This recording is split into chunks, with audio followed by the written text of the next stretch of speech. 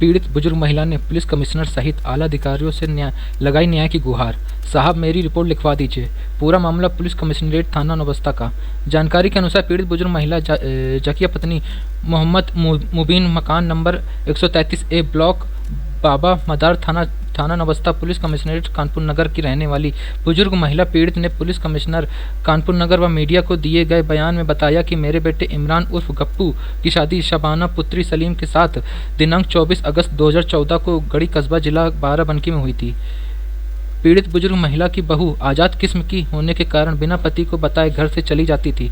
पूछने पर लड़ाई झगड़ा करने पर आमादा हो जाती थी कि बात को लेकर अपने पूरे जेवरात लेकर अपने मायके चली गई और वहां पर माननीय न्यायालय प्रधान न्यायाधीश के यहाँ वाद दाखिल किया और हर्जा खर्चा प्रतिमा मेरे बेटे से लेती है। इसके बाद भी आए दिन बहुत शबाना सलीम की बहुत बहन सुहेल सलीम की पत्नी और मोहम्मद सादाब खान निवासिनी 100B ब्लॉक मछरिया थाना नौबस्ता कानपुर नगर आए दिन बुजुर्ग महिला के पास आकर मेरे पति और मुझे धमका कर कि तेरी पोती की तबीयत खराब है और उसके इलाज के लिए पैसा चाहिए। कभी 2000 कभी 5000 ली जाती है। ना देने पर गाली गलौज जान से मार देने की धमकी देती है। बुजुर्ग महिला उसका पति कर्ज उधार लेकर कई बार रुपए दे चुके हैं। दिनांक 29 जून 2025 को दोपहर 1:30 दिन में सुहेल सलीम पत्नी मोहम्मद सादाब खान निवासी 100B ब्लॉक मछरिया अपने 2 अज्ञात साथी के साथ हैं और कहा कि तेरे पोते की तबीयत ठीक नहीं है। शबाना सलीम ने कहा कि उसकी दादी से कहो कि इलाज के लिए 20,000 दे। बुजुर्ग महिला ने कहा कि मैं कहां से इंतजाम करूं, मैं खुद परेशान हूं, मेरे शोहर भी गंभीर बीमारी से जूझ रहे हैं। इतना सुनकर सुहेल सलीम ने पीड़िता का बाल पकड़कर गंदी गालियां देते हुए जान से मार देने की धमकी और मकान पर कब्जा कर लेने की धमकी देकर चले गए। प्राथमिक व आंशिका है कि उपरोक्त लोग मेरे बेटे इमरान और पति और मेरी हत्या करके मेरे मकान पर कब्जा कर सकते हैं। ऐसी स्थिति बुजुर्ग पीड़ित महिला ने पुलिस प्रशासन से न्याय की गुहार लगाते हुए आरोपियों के खिलाफ मुकदमा दर्ज करने की मांग की। कानपुर समाचार संवाददाता पंकज सविता की खास रिपोर्ट। क्या नाम है आपका? जकिया। क्या मामला है आप? शबाना हमारी बहू थी, सतरी की बहू भी थी और भांजी भी थी, बहन की लड़की भी थी। हमने शादी कर ली थी कि परेशान उनको देखते थे। वो यहाँ आई, रहने लगी, 2-1 महीने से सुकून से रहीं। फिर उन्होंने अपना वही चक्कर चला दिया कि बग़ैर बताए कहीं चली जाती, 2-2 3-3 घंटे ना आते। कभी इमरान उनके हस्बैंड घर आते तो देखते बीवी गायब है, तो पूछती तो हम लोग कहते कहीं गई होंगी, आ जाएंगी, या उनकी हरकतें चालू रहीं। अभी जब हद से ज़्यादा उनकी हरकतें बढ़ गई तो मियाँ बीवी में लड़ाई झगड़ा होने लगा।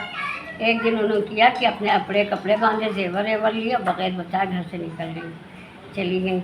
अब हम लोगों ने पता लगाया कहाँ गई, मालूम हुआ वो सतरी पहुँच गई हैं। फिर वो सतरी से हम लोग लेने गए तो आई नहीं, कहने लगी हम नहीं जाएंगे। हम लोग बहुत बार लेने गए मगर जब भी वो नहीं आएंगे हम लोगों के बताने से।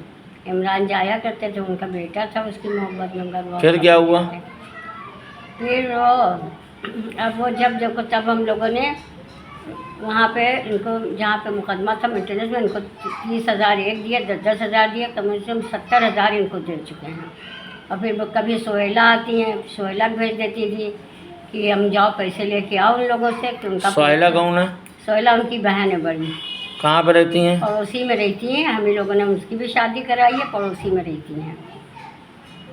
क्या कहती हैं आपसे सोहेला? सोहेला कहती हैं कि हमको पैसा लाओ, शबाना ने मंगवाया है, भैया की तबीयत ख़राब है, हमको पैसा लाओ। कभी 5,000 कभी 10,000 जो मांगती हैं, जब आती हम लोग दे देते हैं। फिर हम लोग वहाँ भी इमरान गाड़ी चलाते हैं, ई रिक्शा, कोई वो तो है नहीं, हमको भी आँखों से दिखता, हमारे हस्बैंड भी बीमार रहते हैं। अभी आपके साथ घटना क्या हुई है?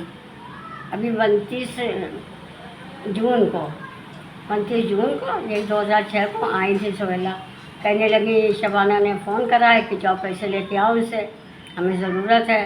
तो हमने कहा हमारे पास पैसे तो हैं नहीं भाई, हम कहाँ तक देते रहेंगे, यहाँ भी दें वहाँ भी दें, हम कहाँ पैसे देंगे।